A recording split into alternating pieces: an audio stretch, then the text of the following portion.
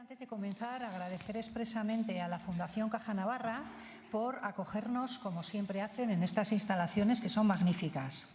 Aquí hemos llevado a cabo numerosas formaciones y seminarios y también quiero agradecer a todo el personal que trabaja aquí en Civicán y sobre todo en el tema de sonido, las luces, todas las personas que ahora mismo nos están apoyando para hacer los accesos, el personal de administración con Maite Barros, el personal de cafetería que después nos va a dar un café y que nos atiende también siempre. Bueno, en esta jornada nos vamos a centrar en la voz de las víctimas. ¿Qué les sucede a estas mujeres una vez que presentan la denuncia ante la policía porque son víctimas de violencia de género o qué opciones tienen para salir de una red de trata o de prostitución? Incluso también cómo asumir el día a día después de haber sufrido un intento de asesinato por parte de su pareja, que era la persona que proclamaba que te amaba más que nadie, ¿no? Vamos a escuchar a estas mujeres supervivientes y a otras mujeres también que acompañan a estas mujeres en este tránsito, que va desde el infierno que supone la violencia de género o la trata o la prostitución forzada hasta alcanzar una vida, esperamos, sin libertad, en libertad y sin violencia. Pero este no es un camino fácil. Hay muchas dudas, muchas inseguridades, muchos miedos, secuelas psicológicas, secuelas físicas, dificultades para entablar nuevas relaciones, desconfianza hacia los demás.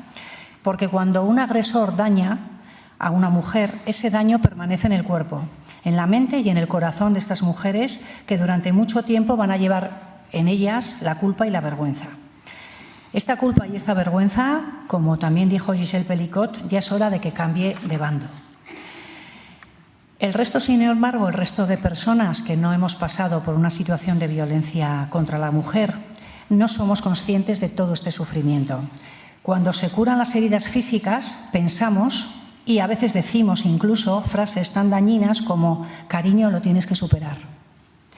Y les hablamos también a las mujeres supervivientes de resiliencia, de fortaleza, de coraje, de valentía, como si todo eso se lograse con la mera y simple fuerza de voluntad. No es tan sencillo y no hay fórmulas mágicas. Y cada persona, cada mujer es un mundo. Así que hoy nosotros, los y las profesionales, los que creemos que muchas veces tenemos todas las soluciones, vamos a escuchar, vamos a ser humildes. Vamos a tratar de empatizar con su dolor y con sus dificultades, que para eso hemos venido. Como muchas personas también están siguiendo esta jornada online, es importante que vayamos respetando los tiempos asignados a cada una de las ponencias y los 30 minutos de descanso que vamos a establecer entre las 11:30 y las 12. Por lo tanto, los que estamos aquí presentes vamos a intentar ser puntuales. Y también yo recuerdo que estas jornadas, al igual que las de años anteriores, desde el año 2020, las podéis volver a ver en nuestro canal de YouTube, que se encuentra fácilmente en Internet. Si ponéis en el buscador Jornadas Violencia contra la Mujer en Navarra, os lo recordaremos cuando os enviemos los certificados de asistencia. Y vamos a iniciar oficialmente la jornada con la intervención de la delegada del Gobierno de Navarra, Alicia Echeverría Jaime. Gracias, Estrella. Buenos días a todos y a todas. Gracias por asistir a esta nueva jornada, la octava ya, que organizamos desde la Delegación del Gobierno con motivo de la celebración del 25 de noviembre, que es el Día Internacional de la Eliminación de la Violencia contra la Mujer. Como sabéis, este es un espacio de escucha activa, de diálogo, de reflexión entre las personas que trabajáis directamente con las víctimas de la violencia machista. A lo largo de estos años, pues hemos intentado abordar cuestiones muy diversas como la atención a la víctima, el trabajo que se hace con los maltratadores, los distintos tipos de violencia o los procedimientos judiciales. Como decía Estrella, hoy queremos dar voz a las víctimas y vamos a abordar alguna de esas barreras con las que se encuentran las mujeres víctimas de la violencia machista. Barreras vinculadas, por ejemplo, con una atención psicológica que no tenga perspectiva de género, o como puede ser la condición de ser mujer migrante, mujer con discapacidad, o el duro camino al que se enfrenta una mujer que intenta salir de la prostitución o de la trata, ¿no?, para reconstruir su vida de nuevo. La violencia de género tiene múltiples aristas y tratamos de acercarnos a todas ellas desde una mirada abierta y constructiva que nos ayude a avanzar y, sobre todo, a ofrecer a la víctima el mejor servicio. Y, por supuesto, a ahondar en todo lo que tiene que ver con la prevención y con la sensibilización. La igualdad ha sido un eje prioritario en las políticas del Gobierno de España desde que en 2018 Pedro Sánchez llegó a la Moncloa y con ello la lucha contra las expresiones de la violencia, contra todas las expresiones de la violencia machista.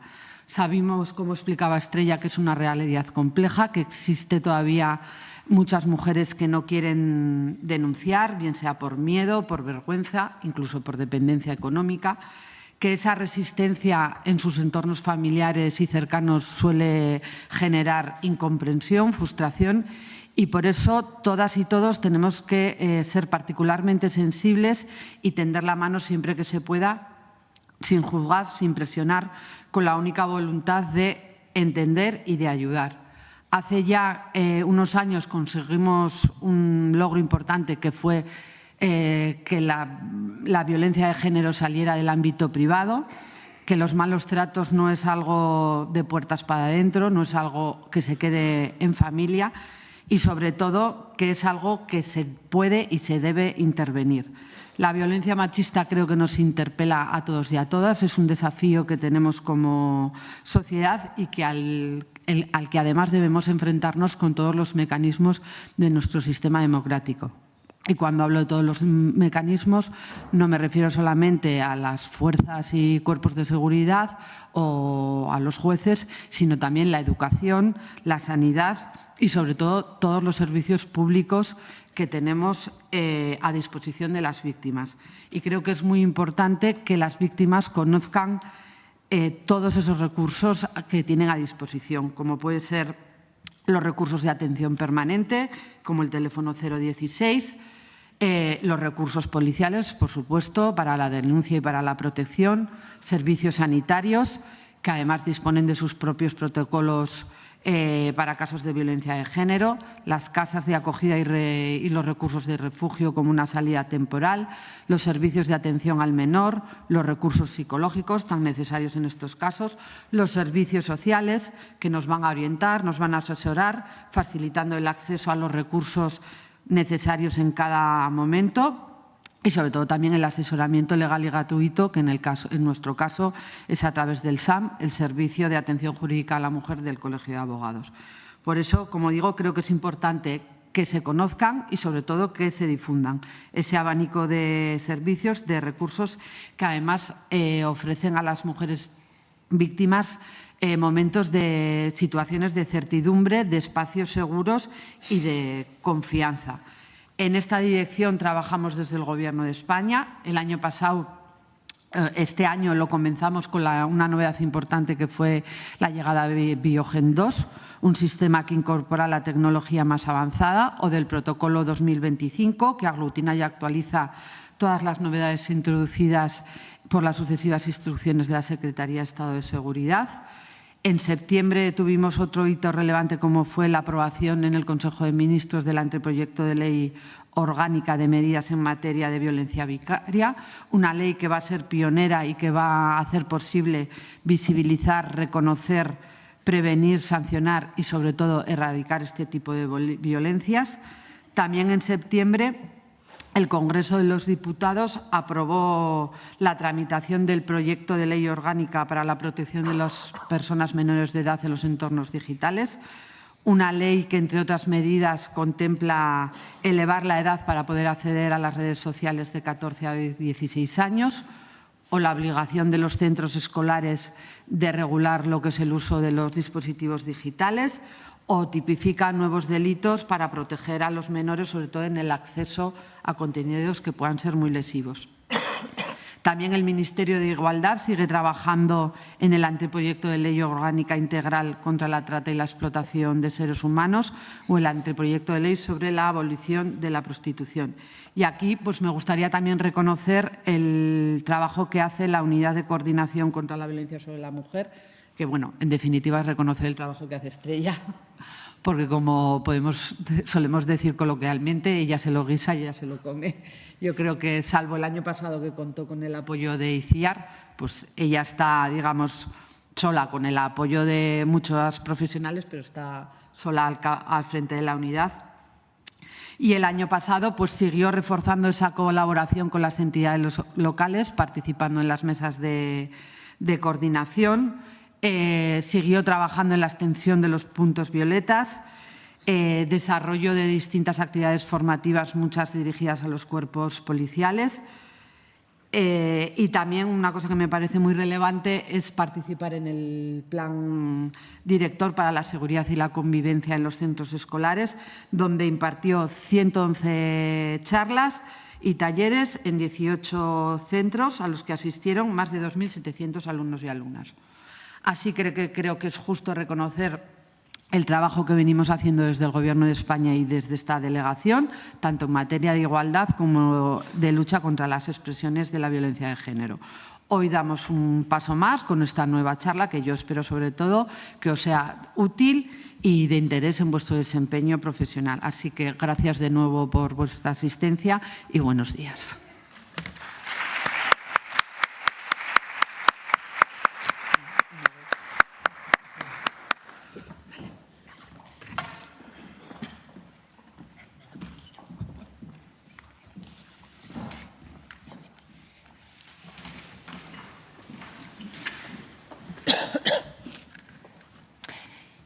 Bueno, vamos a empezar con la primera de las ponencias de esta jornada, que se centra en los problemas que encuentran las mujeres víctimas de violencia de género antes de presentar una denuncia, cuando ya la han presentado y cuando acuden a algún tipo de recurso, ¿no? Para hablarnos de esas dificultades contamos con Teresa Muñoz Salas. Teresa es doctoranda en Derecho por la Universidad de Burgos, es máster en Malos Tratos por la UNED y es mediadora por la Universidad Rey Juan Carlos I.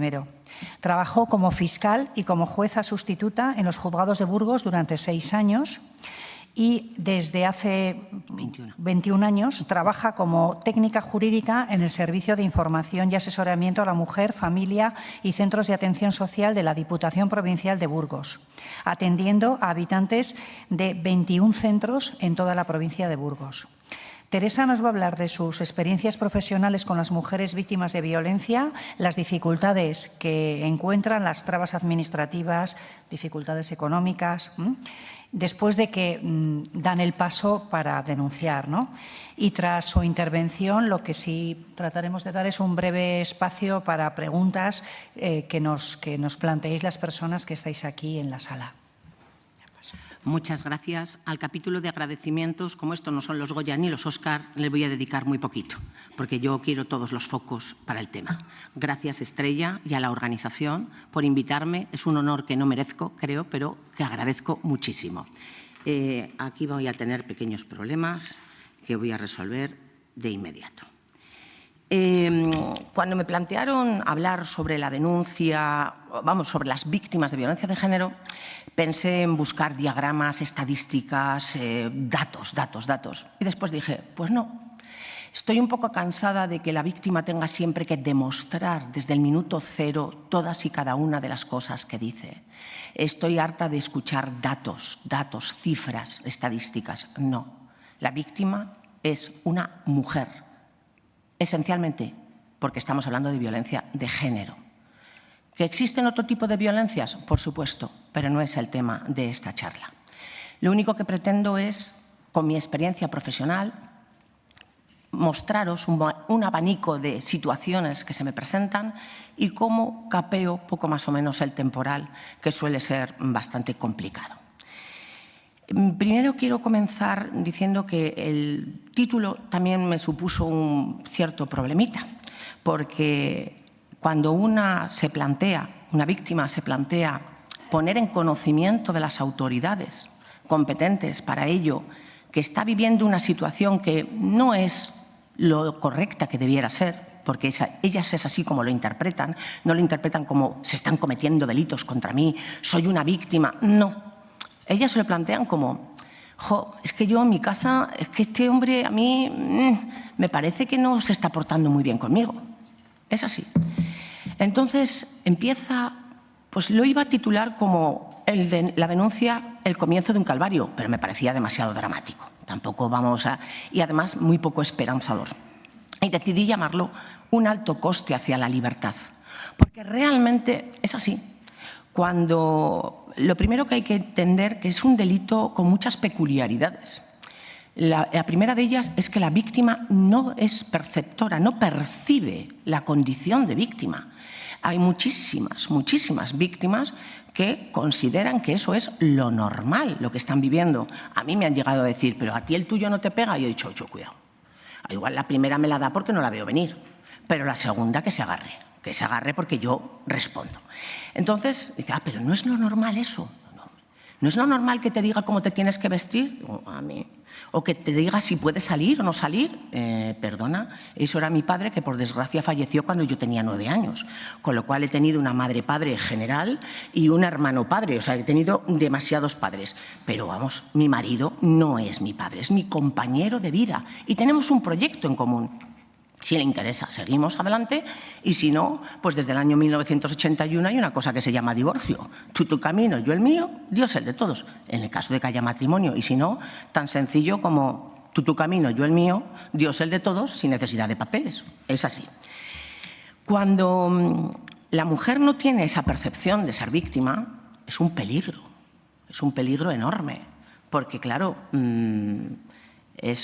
¿para qué voy a ir si yo estoy como estoy viviendo? Estoy bien. ¿No? A ver, este hombre, pues hombre, igual cuando bebe, es que igual cuando sale por ahí, pero en general es un hombre muy trabajador. Eso lo dicen absolutamente todas. Es un hombre muy trabajador. Y dices, pues chica, para trabajar, pues bien, está bien que sea trabajador, pero claro, si después llega a casa y te prepara lo que te prepara, no sé si te compensa, ¿eh? Es un poquito desesperante para los profesionales el que muchas de estas mujeres, después de pasar por todo el ciclo que llamamos de la violencia, a nivel de atención integral, regresan con ellos. Algunas hasta 8 veces. Yo acudí a un curso que me vino muy bien, porque yo soy muy vehemente, y me pongo en modo madre, y no.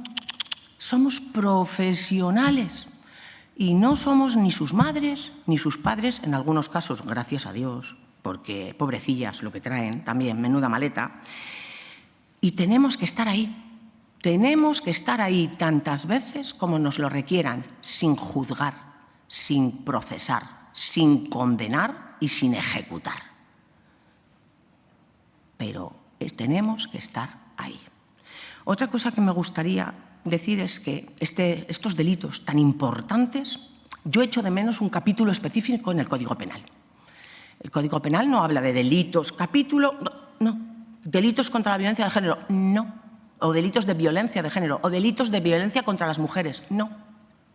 Hablamos en general de lesiones, coacciones o amenazas, y injurias, vejaciones, etc. Y, bueno, si es pareja o hay una relación análoga de afectividad o matrimonio, pues bueno, venga, ya lo llamamos violencia de género.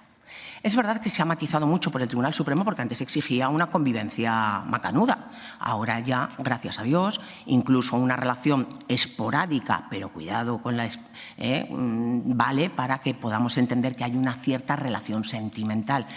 Pero esto con muchos matices, porque lo decimos muy alegremente para dar muchas esperanzas y después no es tan alegremente. Después al que le queda el papelón es a su señoría, que la jurisprudencia le dice una cosa y la sociedad está diciendo otra. Y entonces ahí se producen ciertas distorsiones que al final la culpa siempre es de su señoría, que lo único que hace es limitarse a aplicar lo que le manda la jurisprudencia, porque la ley a veces tiene ciertas lagunas que son insalvables si no fuera por la jurisprudencia del Tribunal Supremo.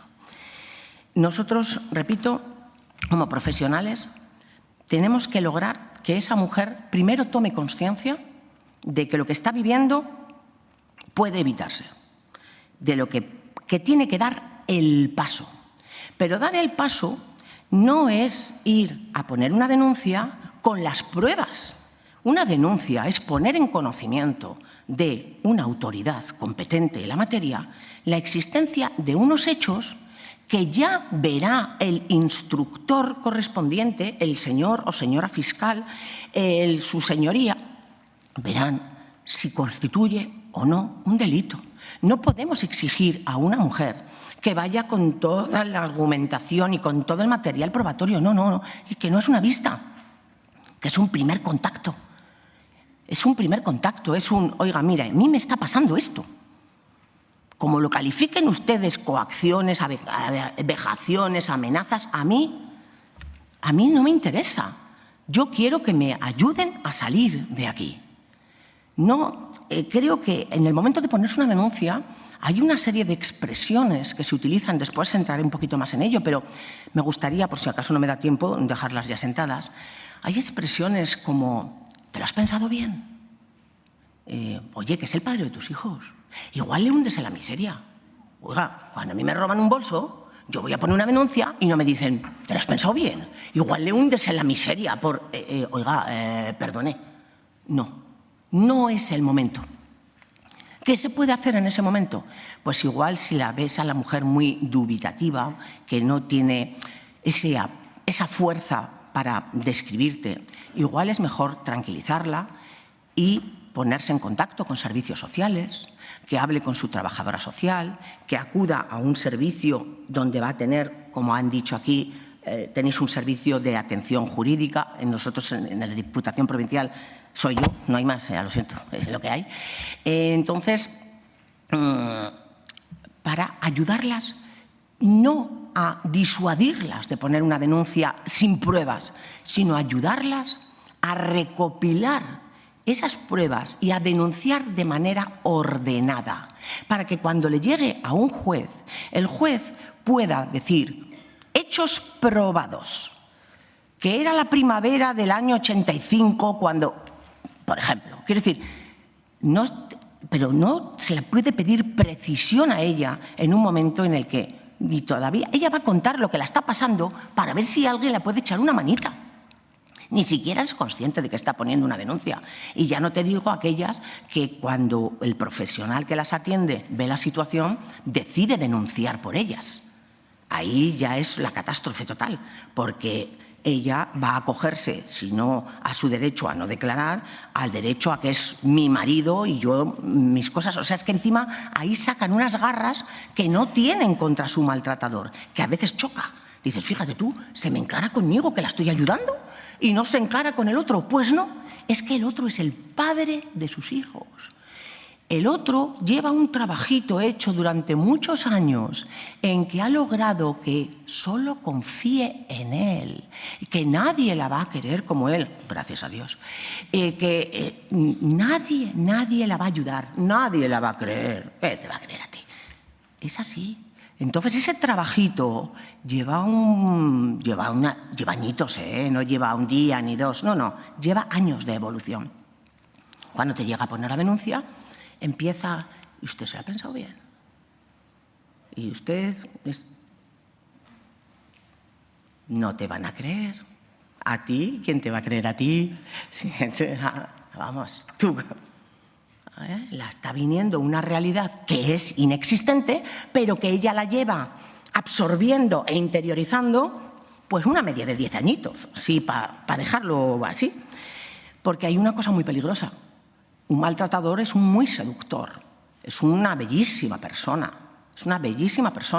sabe hasta dónde tiene que llegar y qué no puede traspasar. Esos son los peores, los cobra. Dame 1000 pitbull, porque el pitbull sacude. El pitbull es agresivo, es violento, es impetuoso. Bueno, dame, es que lo ves, es que al final llega un momento en que lo ven. Pero cuidado con los cobra. El cobra es muy civilino. El cobra te come la moral y vete a recuperarla. Lo que han dicho en la presentación. Hay una serie de daños y me acuerdo que una compañera me decía, es que tengo que hacer el certificado de víctima de violencia, pero fíjate, es que han pasado 5 años. Es que son víctimas siempre. Digo, pues hombre, según la jurisprudencia del Tribunal Supremo, mientras se pueda acreditar que hay secuelas. Oye, si tú eres más que el Tribunal Supremo, pues no certifiques. Pero vamos, si no, el Tribunal Supremo lo tiene muy clarito.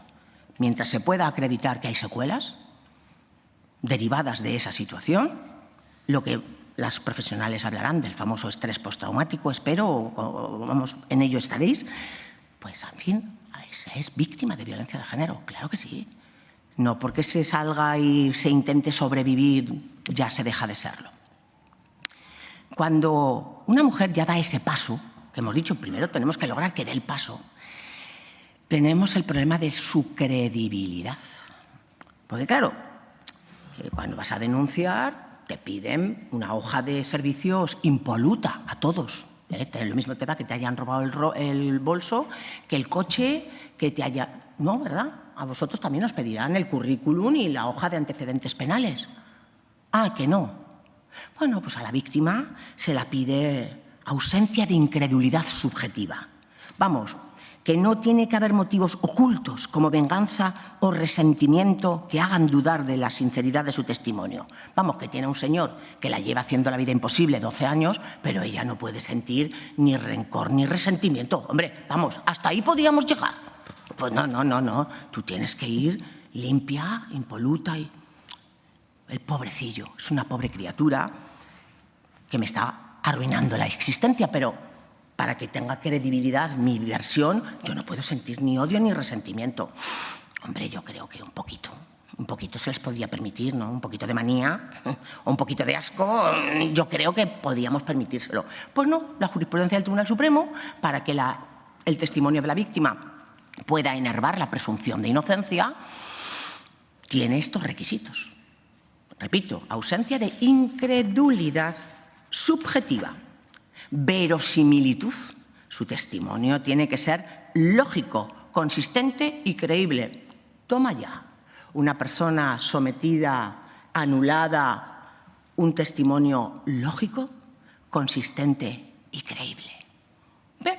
Vamos, que yo voy por la calle y me pegan un tampanazo y llego y con mi testimonio lógico, consistente y creíble también. A mí nunca me han pedido eso. ¿Cómo se encuentra usted? Vamos a ver si la llevamos a algún sitio, a ver si se espabila, porque, hija mía, dice, sí, es que me han pegado un guantazo y me han dejado... Bueno, pero la víctima, lógico, consistente y creíble. ¿Ve? Persistencia en la incriminación. A ver si te vas a volver atrás. Tú, ya que has venido, te quedas. Ya que has denunciado, ratificas.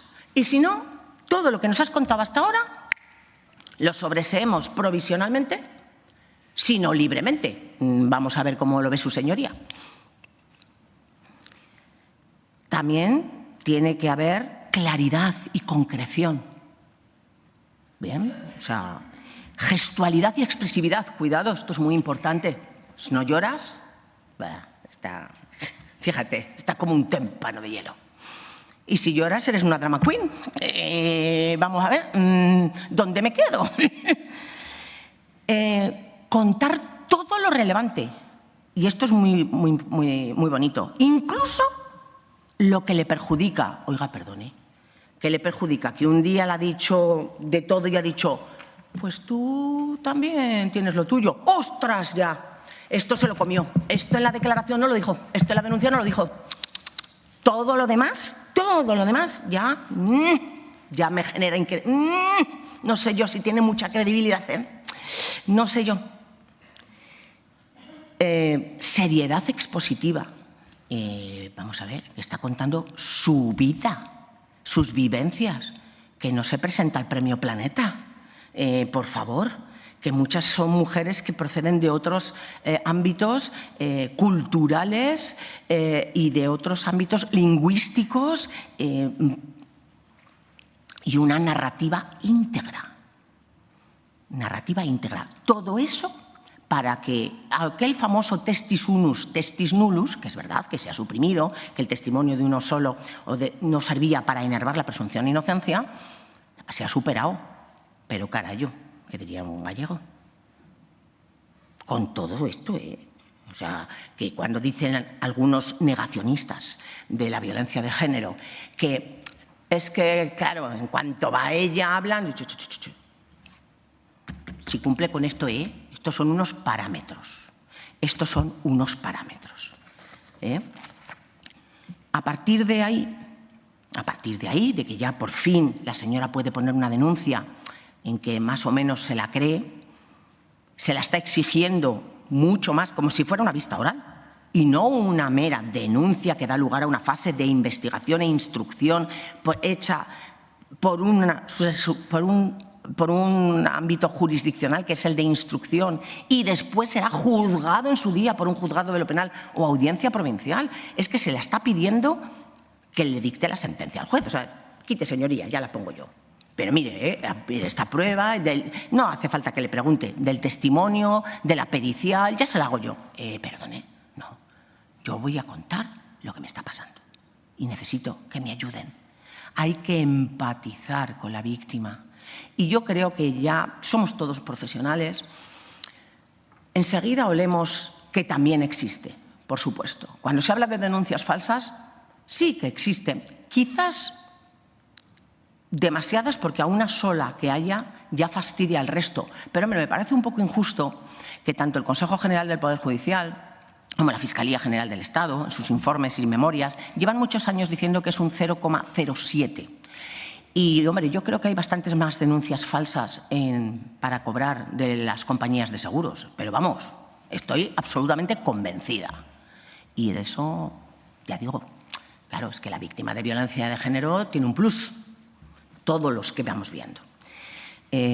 No es de recibo que se hable de denuncias falsas, porque solo hay un 40% de denuncias. Tenemos un 60% que no denuncian. Igual teníamos que hacer un poquito más de hincapié ahí, que tenemos solo la puntita del iceberg. La puntita del iceberg. Al final daré algún dato si me da tiempo, si no paso de los datos, como os he dicho al principio, porque creo que es incidir en lo mismo. Cuando la mujer llega, hay que empatizar con ella, como decía antes, porque viene a contar algo que le afecta, no con un extraño, porque yo creo que es más sencillo denunciar una agresión sexual que te pasa yendo por la calle que denunciar al padre de tus hijos, a la persona que, además, a todas luces es una bellísima persona, con lo cual eres tú la que es un poquito histérica, eres tú la que es más rara que un perro verde, eres tú la que no le entiendes, es que no le sabes llevar. Eso es muy complicado.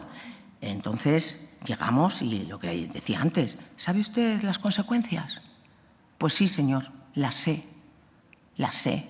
Las consecuencias de esto es que este señor, alguien, entiendo, que le va a decir que lo que está haciendo no puede seguir haciéndolo. No se puede decirle a una víctima de violencia de género, no te compensa la denuncia. Eso hay muchos letrados que lo dicen, no te compensa. Es mejor un divorcio consensuado. Pero ¿cómo voy a tener un divorcio consensuado con un señor que mi temor es que te va a seguir viendo a mis hijos? No puede quedar como si tal cosa. Ese señor se va a quedar a solas con esos niños. Y cuando llegue el momento, va a utilizarles, como hacen muchísimos. Ahora se habla mucho de la violencia vicaria y está muy bien darle visibilidad. Pero llevamos toda la vida hablando del maltrato infantil en esa modalidad, de la utilización, del mercadeo con los niños en los procesos de divorcio. Ha sido un mercadeo desde el 1981. Ha sido terrible. Y con la custodia compartida, jurisprudencia del Tribunal Supremo ha tenido que decir que es compartida, no repartida. No se puede consentir que para ahorrarse 250 o 300 euros al mes, un señor tenga a los niños solos, porque él es camionero, bajo una falsa custodia, guarda y custodia. No, para que no estén con la madre, para no tener que pagarla 300 euros a esa que a saber en qué se lo gasta. Pues hijo, como si se lo gastan prostitutos. Tú tienes una obligación como padre, se llama pensión de alimentos y realmente es una pensión que tendría que ser de pago único. A 1 de enero de cada año, esa pensión tendría que estar estipulada, establecida para los 12 meses y pagarla a tocateja. Pero, bueno, la benevolencia del Tribunal Supremo hizo que se prorratee en 12 meses. Y por eso la pensión de alimentos es mensual. Pero la pensión de alimentos como tal es una obligación de pago único, como pagar Hacienda. De pago único. Es así. Hay ciertas expresiones que, repito, deben evitarse. deben evitarse. Tengo una nota técnica de una compañera en la que me indica cómo la señora, que va a venir para que la asesore, renunció en su momento a la orden de alejamiento porque la orientación jurídica fue que, como estaba conviviendo en un domicilio familiar que era propiedad de él, la que tenía que salir con los niños es ella. A ver, señores, una cosa es un régimen económico matrimonial que llegará a su momento de disolución y otra es un domicilio familiar cuyo uso y disfrute corresponde a los menores y a quien vive con ellos. No se le puede decir a una mujer que, como en el registro de la propiedad, el propietario es el padre, ella es la que tiene que salir. Eso no es cierto. Eso no es cierto. Y ese tipo de informaciones, mejor que no se den. Mejor que no se den. Como ya sabes que igual le quitan los niños. Lo vamos a ver un poquitín ahora, voy a entrar ya en ello. Hay informaciones que son innecesarias en ese momento. Para mí, los juicios rápidos no me parecen una solución. Pero claro, la dilación que tiene la justicia, menos. Es un problema enorme, sobre todo en los casos en los que no estamos hablando. Yo me estoy refiriendo todo el rato a víctimas que han tenido episodios violentos de los que no hay pruebas, ¿vale? Porque claro, las que te viene que le ha tirado por la ventana o que te viene con un palizón, creo que eso es indudable que es sota, caballo y rey.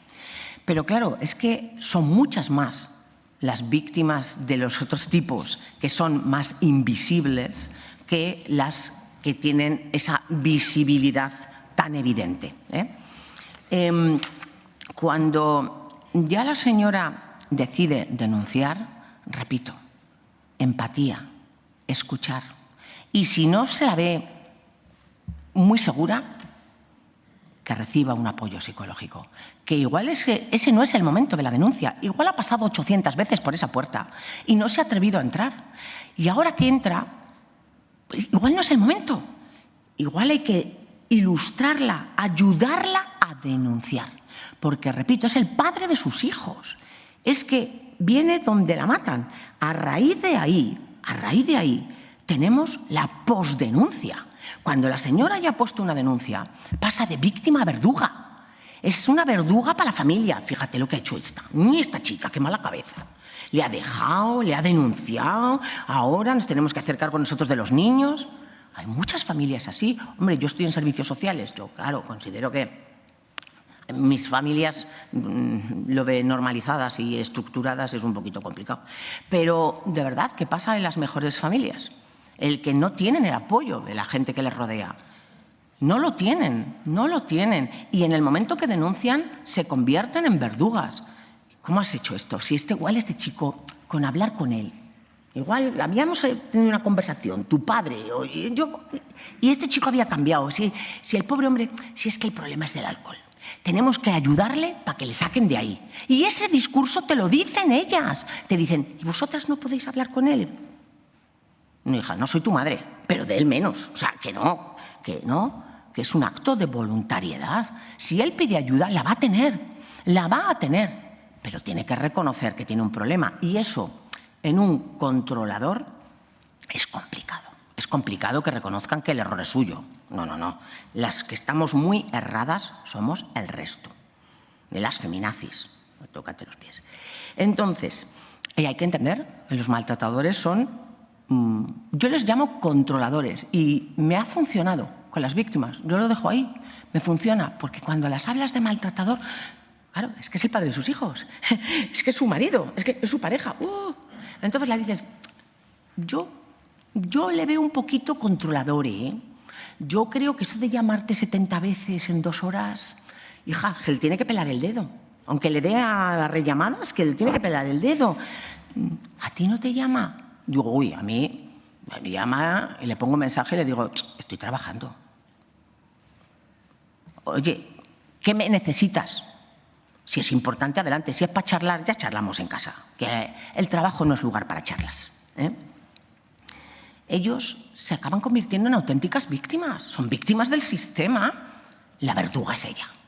La verduga es ella, porque claro, fíjate tú, ella va, dice 4 tonterías, ya habéis visto, 4 chorraditas, con perdón, pues me lo dice la psicóloga, con lo señora que eres no digas tacos, me tengo que corregir.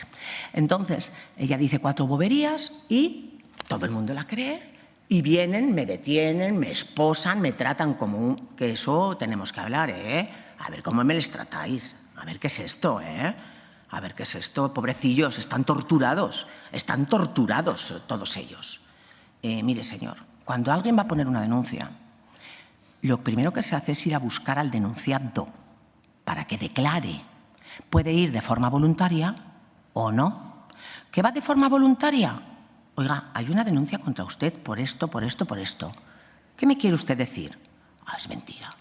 Pues ya veremos, medida cautelar o no medida cautelar. Es decir, todo el proceso penal es igual para todo el mundo. Ya sea PA, hombre, si es jurado, hay una comparecencia, estamos hablando de palabras mayores, pero si no, es igual para todo el mundo. Ante una denuncia, su señoría escucha al denunciado. Es que es lo que tiene que hacer. Y a partir de ahí, sobreseimiento libre, provisional, PA, jurado, etcétera, etcétera, etcétera. Con intervención del fiscal o sin ella, porque si no se va a aplicar una prisión, no interviene el fiscal. Ya está. Pero es que es lo mismo para todo el mundo. ¿Qué diferencia aquí? Hombre, lo que suele diferenciar es que, más o menos, depende de la descripción de los hechos que se haga, existe un riesgo para la vida y hay que poner una medida cautelar específica, que es la orden de protección. Es una medida de disuasión y una medida de alejamiento. Y es más, incluso el artículo 468 del Código Penal castigaba a la mujer como cómplice si permitía un quebrantamiento de esa medida cautelar. Ahora, gracias a Dios, hay bastante jurisprudencia que reconoce que la libertad deambulatoria, quien la tiene limitada, es él. Que, por lo tanto, quien comete el delito es él. Y que el miedo, la culpa, la vergüenza, y que sigue siendo el padre de sus hijos, y que puede tener acceso a esos menores, y que va a tener visitas con esos menores, hace que muchas cosas que se dicen en un momento dado, en otras no me conste. ¿Vale? Se les vuelve a preguntar y no me consta, como algunos utilizan hoy. Antes se decía, pues no recuerdo, no, ahora no me consta. Es una buena frase, ¿eh? Yo quiero solamente recordar al artículo 408 para que se tenga conocimiento de que el que estando obligado a la persecución de un delito, ¿vale?, si tiene noticia de él y deja de perseguirlo, está cometiendo un delito, contemplado en el artículo 408. Este tipo de pseudoprofesionales que disuaden, que se dedican a, pues eso, porque tienen cierto conocimiento igual de la víctima o demás, perdón, del agresor, pues no, señores. Cuando uno está obligado a perseguir un delito, lo persigue. Eso no quiere decir que le vayan a condenar. Es que nuestro procedimiento penal, por suerte o por desgracia, es muy garantista de la presunción de inocencia, a diferencia de lo que dicen los negacionistas. Es muy garantista, sobre todo a partir del crimen de Cuenca. El crimen de Cuenca, que fue en 1910, poco más o menos, marcó un antes y un después, una transformación del sistema inquisitivo penal al sistema acusatorio. Yo creo que lo recordarán, el cómo en un pueblo 2 padres de familia fueron condenados, torturados, hasta que confesaron haber cometido el crimen, pues siempre se ha dicho, el tonto del pueblo. Está muy mal dicho, es una aberración, pero era el tonto del pueblo.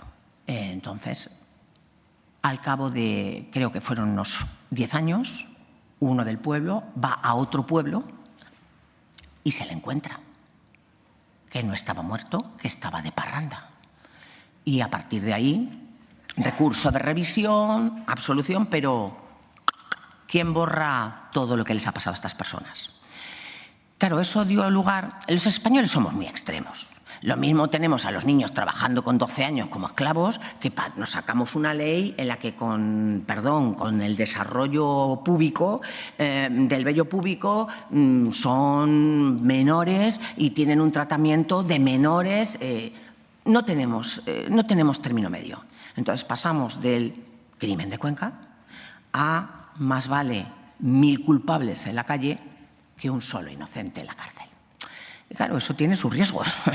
Tiene los riesgos de que tenemos a 1000 culpables en la calle. Y claro, es que es así. Pero, gracias a Dios, no tenemos un solo inocente en la cárcel. Estos son opciones.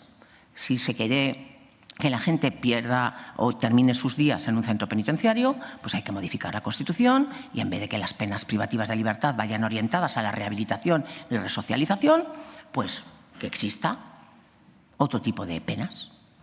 Las que sean que cuando entras tiramos las llaves y al fondo del mar. Pero si estamos en un Estado social, democrático y de derecho, esto es lo que hay, son las reglas del juego y hay que seguirlas. Y cuando a uno le detienen es que hay un protocolo y por ahora, mientras no se demuestre lo contrario, las muertas son mujeres. Y llevamos muchas. Lo que pasa es que como están diseminadas, cada una en un sitio, una fecha determinada, pues claro, no existe esa conciencia de la globalidad de las víctimas de violencia de género, que ya creo que ya superamos las 1000 en los últimos 10 años. En los últimos 10 años. Yo creo que algo se nos está escapando,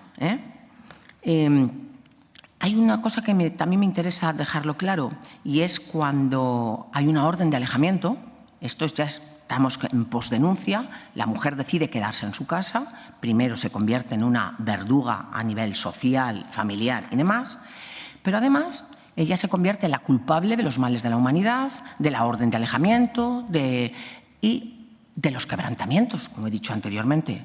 No. El Tribunal Supremo, y a mí me sorprende, porque el Tribunal Supremo conoce de recursos de casación para unificación de doctrina o por quebrantamiento de forma, o sea, cosas muy tasadas. Y tengo una sentencia aquí de 30 de mayo del 2024, dejando clarito que en casos de encuentros casuales en los que no hay conocimiento de la objetiva situación de acercamiento entre victimario y víctima, lo explico, cuando uno entra en un bar y de repente se encuentra al otro, no sabe que está ahí porque la prohibición es no acercarte al domicilio, que lo conoces, al lugar de trabajo, que lo conoces, pero oye, entras en un bar, yo también le comprendo, o sea, al pobre controlador le comprendo, entra a un bar, hay 7, pero oye, él... al que nunca ha entrado le apetece entrar. A ver, la vida es así. Y entonces la ve a ella. Pues señores, no es ella, no se la puede decir, tú sí ves que entra, lo mejor es que te vayas. No, porque la libertad deambulatoria, quien la tiene limitada, es él. Entonces el que tiene que coger y marcharse es él. Es él. Y a mí me causa eso, cierto desasosiego el que se las dé esa información. No, tú, si él llega, te tienes que marchar. ¿Cómo que me tengo que ir? Yo siempre he dicho, la violencia de género es el único delito en que a la víctima se la castiga con la pena de destierro. Es el único. No, te tienes que ir. Lo mejor es que te vayas. Y si estás en un pueblo pequeño, mira a ver si te vas a otro, más grande, y que no te conozcan. Pero bueno, como has hecho tu referencia a Giselle Pericot, oiga, basta ya, que a la que me están apaleando, incluso psicológicamente, y me están fastidiando la vida, es a mí, que el otro está ahí más feliz que el bomba. Es que es así, es que a ninguno se le quita su trabajo, ¿eh? Yo no he visto a ningún con orden de protección que en el trabajo le digan, oye, mañana no vuelvas. Si conocéis alguno, os agradecería para las estadísticas esto, que viene bien. A Lequio le acaban de vetar en Mediaset hace 2 días. ¿Por qué? Por las declaraciones de Antonia Delate por un maltrato que ella denunció, que ha denunciado, pero que sucedió hace, no sé, 20 años, 30 años. ¿Y en su momento cuando le denunciaron? En su momento ya denunció y no vale. avanzó. Pero o sea bueno, que han tardado 30 años sí, solo bueno, en vetarle en Mediaset, solo. Bueno, eso, 30 años. Yo creo que se le ha dado margen para el error. Se le ha dado bastante margen para poder llevarse allá a casita. No, es que no es así. Lo de el que se convierte en víctima y culpable además de la orden de protección y de la relación con los niños, cuidado. Eso es que pobrecillo, le vas a quitar a sus hijos. Qué pocos conozco que realmente los hijos les importen algo. No les importan absolutamente nada. Son el vehículo perfecto para que ella no les deje, porque no quiere dejarles a solas con él, porque ya sabe, tu madre, ha sido culpa de tu madre. Mira tu madre lo que ha hecho. Ha destrozado la familia, con lo felices que éramos. Yo yéndome de prostitutas todos los días y ella aquí en casa cuidándoos. Con lo felices que éramos, que yo venía encima plimplao y si tenía ganas remataba la faena. Y ella a callar y aguantar, que para eso es una propiedad que compré. Cuidado, esa es la mentalidad del controlador. Ellos compran una propiedad, cosifican, dicen ahora en modo finolis, cosifican, claro. Eres una propiedad, tú no tienes derecho a pensar. Por eso cogen la pieza y no la sueltan jamás. Eso es lo triste. Lo triste es que la víctima de violencia de género, contrariamente a lo que mi compañera creía, de que, hija, algún momento dejarán de serlo, pues hija, es que hasta que él no se muera, o ella, claro, él tiene una propiedad y siempre lo tiene en mente. Y yo he tenido casos de mujeres que dicen, pero si ya tiene otra pareja, si está embarazada. Y decían, no, estás equivocada. Claro, es que encima tú estás equivocada. Y me han llamado a los 5 años y me han dicho, oye, que sigue, que ya tiene 2 hijos con la otra, pero que sigue, que por qué no volvemos, que nosotros éramos muy felices. Y a mí me cuesta no decir, ya te lo dije, pero es que es así, es que es un perfil. Yo asistí a unas jornadas en las que un psiquiatra nos dijo que en todo fanático, vamos a decir así, hay 2 elementos comunes. La intolerancia a la frustración, su sí es sí y su no es no, y la falta del control de impulsos. Si a eso le echamos unas gotitas de mi equipo de fútbol es el mejor, tenemos a un hooligan dispuesto a matar por sus colores. Si a eso le echamos unas gotitas de como en el colegio uno me miró y ahora me he enterado que es maricón, tenemos un homófobo. Si le echamos unas gotitas de una novia que tenía cuando tenía 13 años o que no me miraba, o que me tenía mucha manía, o mi madre que se es madre pero no por ello es un título, vamos, que no hay una presunción de ser la madre del siglo. Hay algunas que habría que retirarles el título, sinceramente. Pues tenemos a un auténtico misógino y un maltratador, controlador, en potencia y en acto. Como eso no se regule.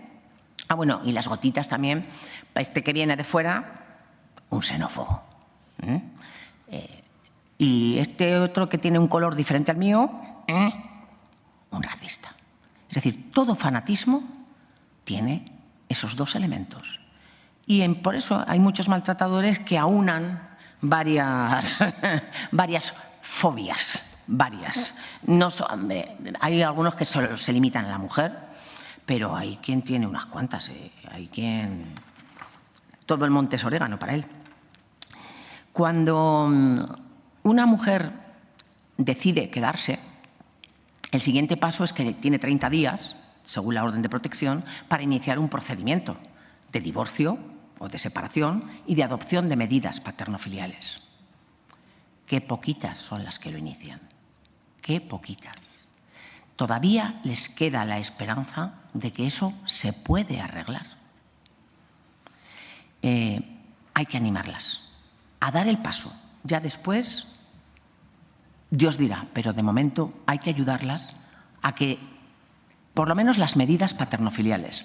Es verdad que desde la Ley del 21 de protección de la infancia se ha establecido la obligatoriedad cuando se ve riesgo, y eso depende de cuerpos y fuerzas de seguridad del Estado, de la valoración que hagan.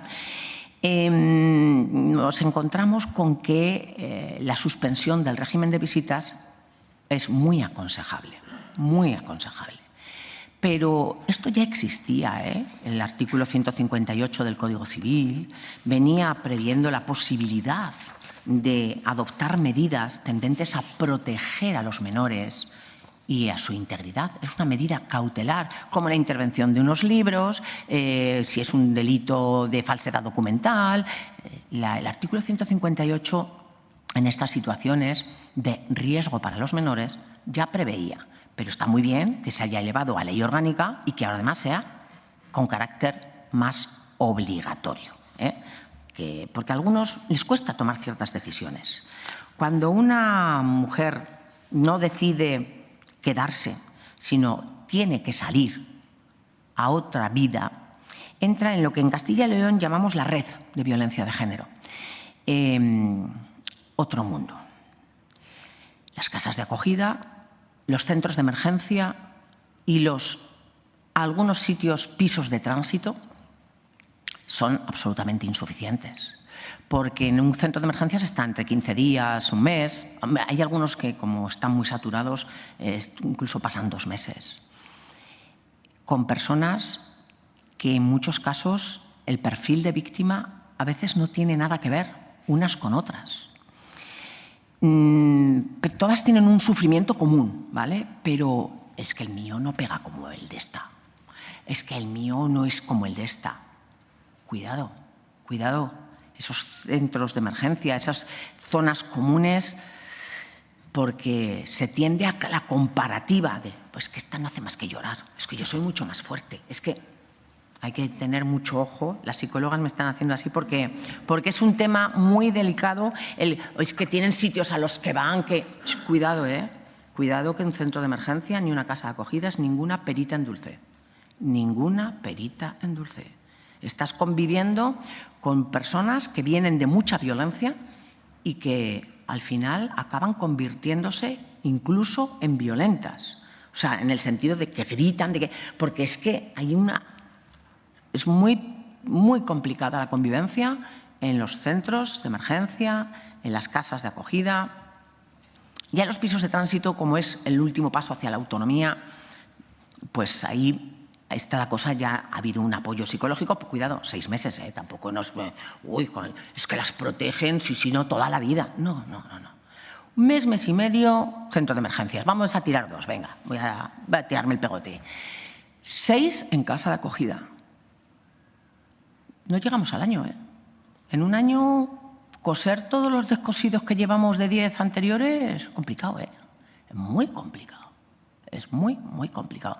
Es que han vuelto con el maltratador. Concho, es que igual no les hemos dado la posibilidad de un alquiler. Es que igual no tienen un trabajo. Es que con el antiguo array, hoy subsidio, pues como que no llega. Nosotros acabamos de tener una situación en la que, gracias a la colaboración de la Asociación La Rueda, del tercer sector, 2 mujeres que estaban en la casa de acogida, cuyo comportamiento ha sido magnífico hasta el punto de que las hemos hecho prórroga, porque sus hijos, uno tenía autismo con 2 añitos y la niña la enfermedad de los huesos de cristal, no podíamos dejarles en la calle. O sea, lo siento, pues si me echan a casa, pues me mandan a casa, ¿qué quieres que os diga? Pero se les ha prorrogado porque no conseguíamos un alquiler. Y el piso de tránsito teníamos a las anteriores que acababan de salir. Entonces, tienen que estar 1 año, o sea, tienen derecho a estar 1 año en el piso de tránsito, pagando su alquiler, un alquiler más moderado, pero claro, no conseguíamos un alquiler. Y la Asociación La Rueda ha sacado un proyecto, un programa, ellos se ponen, digamos, como garantes o avalistas, porque no las alquilaban. Y son señoras que desde el mes de llegar a la casa están trabajando en Fundación Lesmes en la lavandería. Y entre ellas se coordinaban para cuando la una trabajaba de mañana, cuidaba a la otra a los niños y viceversa. Y también es verdad que Fundación Lesmes ha ayudado mucho poniendo a una de mañana, a la otra de tarde y que no coincidieran. O sea, pero todo el día estamos mendigando. Jolín, es que parecen mendigas. Es que a mí no me parece justo que las mujeres se tengan... Por favor, no me eches. ¿Qué hago con mis hijos? Por favor, ya. Basta ya. Esto es un estado de bienestar social. Se acabó la beneficencia. Bueno, eso creía yo. Ya voy a terminar, me va a reñir. Solamente quiero decir que un par de datos. Son del Consejo General del Poder Judicial, que dice como un 50% de mujeres dijeron no denunciar por el miedo a la reacción del agresor. Otro 36% no se reconocía como víctimas. Un 32% se sentía culpable y responsable de la situación. Y un 29%, y esto es lo que más me duele, dijo sentir pena por el agresor. Como para terminar con esto. Y solo otra cosilla, si no lo digo, córtame la cabeza, pero es que la tengo que decir. Hemos pasado de lo que se ha dicho, de un delito privado, de que los trapos sucios se lavan en casa, a una visibilización a veces banalizadora. La banalización de la violencia de género está empezando a convertirse en un grave problema. Otra más. Aparece muerto un matrimonio, ella con 50 cuchilladas y él al lado con... Se parece que podría ser violencia de género. Parece, solo se intuye. ¿De verdad? ¿De verdad se dan las informaciones así? La banalización es muy peligrosa. Es muy peligrosa porque podemos acostumbrarnos a... si hoy solo han sido 3, total, chica.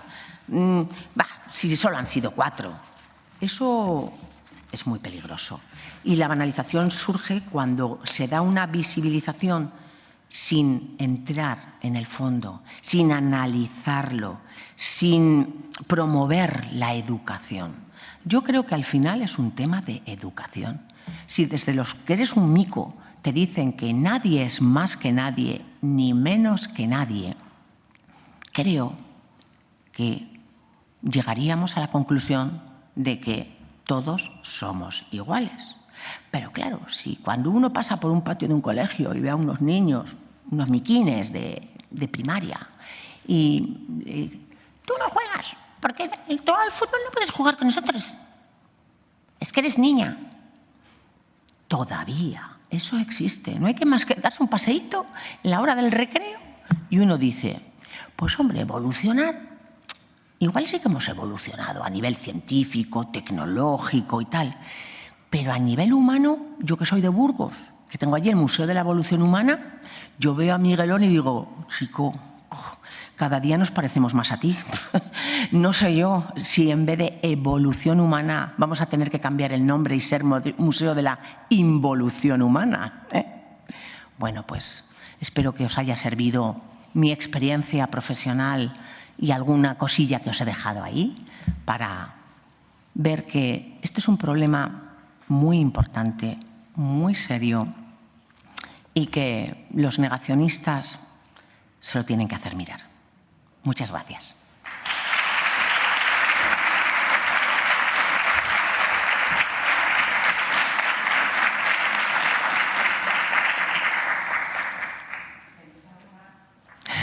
¿Pregunta? ¿Alguien tiene alguna pregunta? ¿Alguien quiere comentar algo? No me digáis que no tenéis ninguna pregunta. Es que soy muy clarita. Soy muy didáctica. Bueno, yo sí que tengo... ¿Hay quien ha levantado la mano? Un momentito. Sí, que le dije... Yo ya he tenido todos los focos para mí. Sí. Que es lo que ansiaba. Cuando a las víctimas algunas veces nos preguntan sobre el tema que ha dicho usted, sobre el tema de los quebrantamientos, ¿no? Yo he escuchado a alguna víctima decir que la juez en un momento determinado le han advertido sobre el tema de la inducción al delito, ¿no? Nos preguntan un poco, ¿y qué pasa o qué sucede si si nosotros pues estamos con él. Entonces realmente hay veces, hombre, nosotros les decimos rápidamente que la orden de alejamiento la tiene él, pero que bueno, que evidentemente tiene que intentar pues no estar con él porque claro. Sí, Entonces, porque es que puede llegar a acusársela de cooperadora necesaria. Y ha dicho que ahora hay jurisprudencia en que por fin están diciendo, bueno, es que encima, porque hay que analizar si la mujer lo está haciendo porque realmente ha superado esa situación que vivió en ese momento. Es que cada mujer es un mundo, cada situación también. A veces es un momento que se siente muy acorralada, pero después ese hombre ha tenido... También existen momentos de maltrato, que no es lo mismo que ser un maltratador de forma continuada. Puede haber un hombre que en un momento dado pierda los nervios, ¿vale? Ya está. Y la mujer puede ir y decir, bueno, que esto fue y que lo quiero perdonar. Y que, pues bueno, pues ya se está permitiendo para evitar este tipo de situaciones. Porque es que al final se convierten está quebrantando y es culpable y es un delito.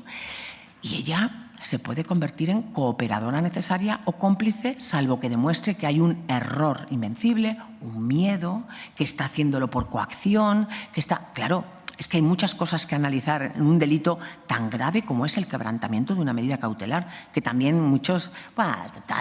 en los pueblos, yo lo digo porque en el ámbito rural... Es verdad que se está cometiendo ese delito cada 2 por 3, porque en 300 metros te tienes que ir 4 pueblos más allá. Es que es así.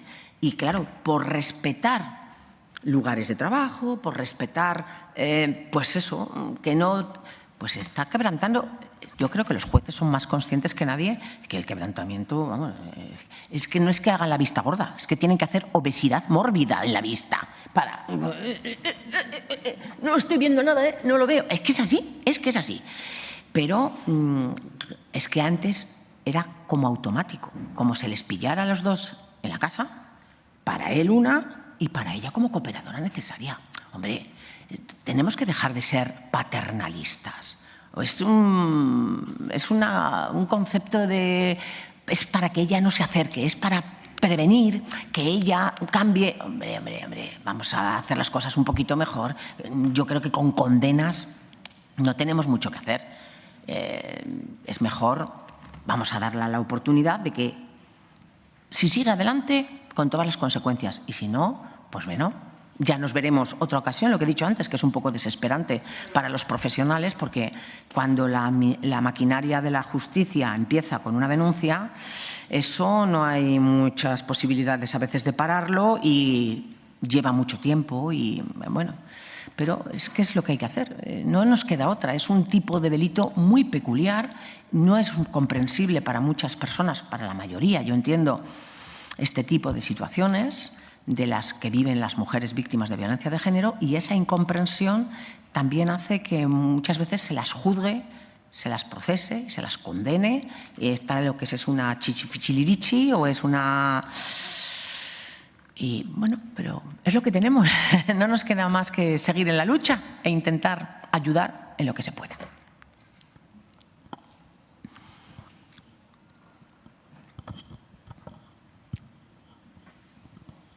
Vale, pues si a nadie más tiene... ¿Tú querías decirme algo? Sí. Vamos allá. Bueno, el tema... Estamos en hora, ¿eh? Sí, el tema que suele haber, pasa mucho, porque a mí me llegan muchas quejas en ese sentido. De hecho, tengo un caso en la cabeza, ¿no?, que es lo que llamamos ya acoso judicial, por llamar, a ver cómo lo defino. Una pareja que hay violencia de género y empieza la disolución de la pareja por la vía civil, ¿no?, porque muchas veces se opta por no, mejor nos divorciamos o nos separamos y ya está, y nos apañamos con el niño, el perro, el piso, lo que sea. Pero claro, precisamente cuando se presenta esa demanda de separación o de divorcio, él a veces tiene un comportamiento agresivo que, bueno, había habido como amagos, pero aquello ya estalla, ¿no? Hay una denuncia de género y entonces por parte de él, por ejemplo, empieza a meter denuncias de todo tipo contra la mujer, se busca a él unos buenos abogados, a veces tienen muchos más medios económicos que ellas. Entonces, sí que hay casos, no son muy habituales, ¿no?, pero sí que hay algún caso en el que realmente a la víctima se la entierra en demandas judiciales de me has traído al niño 2 minutos tarde. O el niño estaba malo, mira, no lo puedo llevar al punto de encuentro, aviso al punto de encuentro y a pesar de que el punto de encuentro asume, vale, el niño está enfermo y no lo puede traer hoy, da igual, el padre automáticamente va al juzgado, interpone una denuncia por secuestro del menor. O sea, de estos casos yo al menos tengo uno en la cabeza que es muy sangrante, ¿no? Entonces, no sé qué le podemos decir a esas víctimas para que asuman que, claro, además habiendo hijos por el medio, que es que si no hay hijos, bueno, pero habiendo niños, y más muy chiquitines, lo que queda, ¿no? No sé, como además que tú trabajas en el mundo jurídico, pues bueno, a ver si es algo que ves habitualmente y cómo lo gestionamos. Sí que ocurre por lo que he dicho durante la charla, el famoso es mejor un divorcio consensuado, es mejor un mutuo acuerdo. No. Si tengo que pasar un equipo psicosocial, voy al equipo psicosocial. Es que los fiscales son muy bordes, me da lo mismo. Es que el juez me da igual. Voy a un divorcio contencioso. No, este señor no va a tener la custodia de los niños. Quiero decir, si quieren evitar una denuncia penal, ¿vale? Porque muchas les da ese temor, ay, es que igual le echan del trabajo, es que, vale, te lo compro. Pero no accedas a un divorcio consensuado. Alguien tiene que saber que ese señor no se ha ocupado jamás de esos niños, no sabe casi ni cómo se llaman, ni quiénes son sus compañeros de colegio, no le ha llevado jamás al pediatra. No temas ir a un equipo psicosocial, no temas ir donde tengas que ir, no temas, porque te arriesgas a lo que tú acabas de decir, que él dé el primer paso de denunciarte a ti y a partir de ahí vas a empezar. Entonces, ese sí que es un calvario. El que ahí yo lo que sí que es cierto es que con quien más trabajamos es con la Guardia Civil y sí que le digo, que vaya, que ya verás cómo le dicen, mira, hijo mío, ha llegado 3 minutos tarde, anda, váyase por ahí, porque es verdad que la Guardia Civil, los cuerpos y fuerzas del Estado, tenéis en vuestro poder el llevar a cabo la mediación, entonces, el intentar que, a ver, señor, deje ya de tocar las pelotas, ha venido aquí ya 15 veces, pero no le han dado los niños, sí, pues el que ha llegado 3 minutos tarde. El punto de encuentro es otro mundo. Yo es que abogaría por la extinción de los puntos de encuentro, pero voy a decir por qué. Yo creo que si su señoría confía en el padre, como Dios manda, que va a cuidar de sus niños, yo le pongo un régimen de visitas normalizado, con sus nochecitas, y quiero decir, una cosita normal, porque yo creo que es un mal marido, una mala pareja, pero es un padre excelente. Pues vale, adelante con los faroles. Y si no confío, no confío. Y si no confío, yo no le dejo que les vea ni en punto de encuentro, ni fuera del punto de encuentro, menos. No, hasta que no se me aclare si ese señor es negligente o diligente padre de familia. Es que no podemos estar en medio. No. Los juicios salomónicos son muy antiguos. Hay que pronunciarse y mojarse. Y tienes armas, se llama jurisprudencia del Tribunal Supremo. Tienes tus armas para poder fundamentar tu resolución judicial, sin temor, sin complejos y sin miedos. Y si el hombre tiene razón, no tienes por qué tener complejo de decirle, mire señora, es que lo suyo ya está bien, ¿eh? Ya está. Para eso te dicen que tienes que ser objetivo, independiente e imparcial. Chico, ponte el abriguito y ponte en la mente de objetivo, independiente e imparcial. Y me da lo mismo que esta persona sea de género femenino o de género masculino. Me da igual. Hechos. Yo confío en este padre. Régimen de visitas normalizado. Orden de alejamiento con respecto a ella. Los niños. Ahora, orden de protección para todos. Niños y madre. Madre y niños. Punto. Ya está. Que le vea en el punto de... Perdone, que estamos en el mundo del siglo de estos aparatos. ¿Quiere ver a los niños? Papá, hala, cariño, mira a tu padre. Hasta luego, Lucas. Ya está. Que tengo que ir al niño, por ejemplo, nosotros, en Burgos, punto de encuentro, Miranda, Aranda, Burgos capital. Tócate los pies. El niño, Quintanar de la Sierra, Burgos. Cojonudo, con perdón. Uy, es que el padre ha llamado hace media hora que es que el pobrecillo tiene una faringitis y no va a poder venir. Y el niño, 1h30 de ida, 1h30 de vuelta. Vamos, con el clima de Burgos, que Alicante a nuestro lado, el Polo Norte. A ver, por favor, basta ya. Mire, cuando el padre esté en el punto de encuentro, me llama usted. Y que el padre espere a su hijo 1h30. ¿Ya está? No. Pues tiene que venir a la hora. Eso, el punto de encuentro todos los días. Todos los días. Ha habido quejas al punto de encuentro todos los días. Oye, por favor, basta ya. Basta ya. El niño no quiere verlo. Tienes que darle un beso a tu padre. Oye, tía, ¿qué parte no pillas? Yo tengo un caso sangrante de hace muchos años y ya termino, que me va a cortar el cuello. Y les ponen un punto de encuentro. Primero hubo un programa de intervención familiar. Mis compañeras la lograron convencer a la madre que no tenía que seguir así. La madre es para verla, una mujer como yo, o sea, muy resuelta, muy tal, que nadie diría que vivía en su casa, pero nadie. Pero mis compañeras son educadores familiares, psicólogos, ya sabéis cómo funciona el programa de intervención familiar, de apoyo a familias, del equipo especializado, Guía 2, que en varios sitios se llama de diferentes maneras. Bueno, pues logran que ya se separen y se pone punto de encuentro. Los chavales, claro, les había pegado unas tundas de... Ellos iban al punto de encuentro y, claro, ya tenían 11 años, 10, 11 años, y se sentaban. Claro, la educadora familiar les preparaba para, mira, chico, aunque sea, pues como cuando vas a clase de matemáticas que no te gusta, pues te pones a hacer otra cosa, pero tenéis que estar allí porque si no a vuestra madre se la va a cargar, porque ella tiene la obligación de que se cumpla ese régimen de visitas.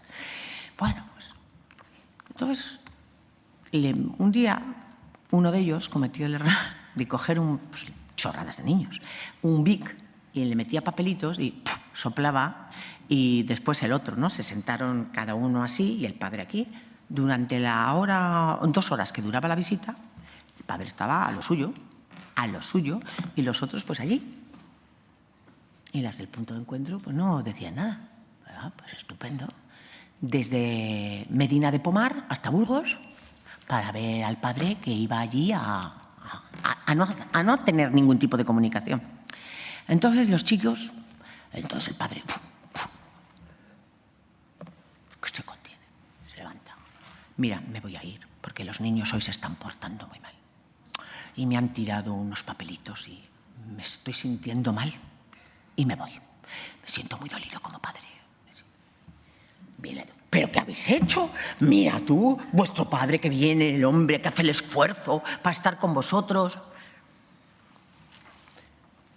Salen, el padre les estaba esperando.